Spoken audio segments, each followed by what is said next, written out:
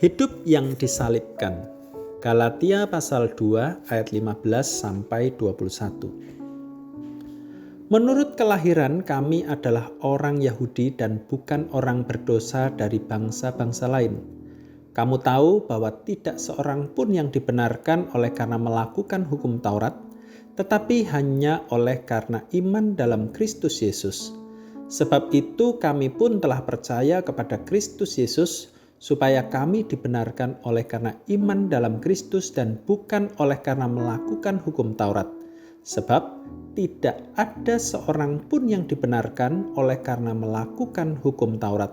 Tetapi jika kami sendiri, sementara kami berusaha untuk dibenarkan dalam Kristus, ternyata adalah orang-orang berdosa, apakah hal itu berarti bahwa Kristus adalah pelayan dosa? Sekali-kali tidak.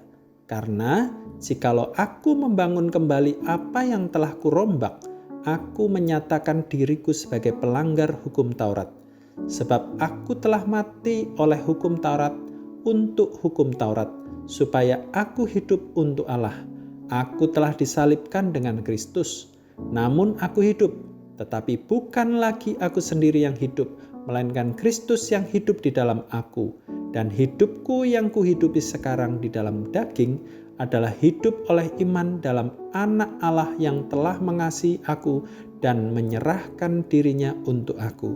Aku tidak menolak kasih karunia Allah, sebab sekiranya ada kebenaran oleh hukum Taurat, maka sia-sialah kematian Kristus. Aku telah disalibkan dengan Kristus, tulis Paulus. Apa maksudnya? Beberapa orang mengartikan kalimat ini secara negatif dengan cara hidup menolak semua teknologi modern, menyiksa diri dengan berpakaian kuno, dan tidak menghadiri pesta. Apakah itu yang dimaksudkan oleh Paulus?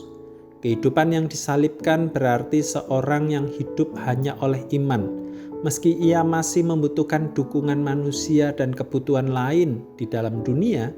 Namun ia melandaskan hidupnya pada Yesus Kristus sebagai penopang hidupnya. Hidup yang disalibkan memiliki komitmen mutlak untuk mengikut Yesus. Ia ingin menjadi serupa dengan Yesus dalam segala hal. Kesempurnaan rohani tidak datang melalui melakukan hukum Taurat dan aturan-aturan keagamaan, melainkan hidup dalam persekutuan dengan Yesus Kristus. Perjalanan orang-orang percaya seperti perjalanan umat Israel. Mereka tidak hanya dibawa keluar dari Mesir, tetapi juga diantar oleh Allah memasuki tanah perjanjian. Semakin jauh mereka meninggalkan kehidupan lama di Mesir menuju Kanaan, semakin sedikit pula yang mereka katakan tentang kehidupan mereka yang lama.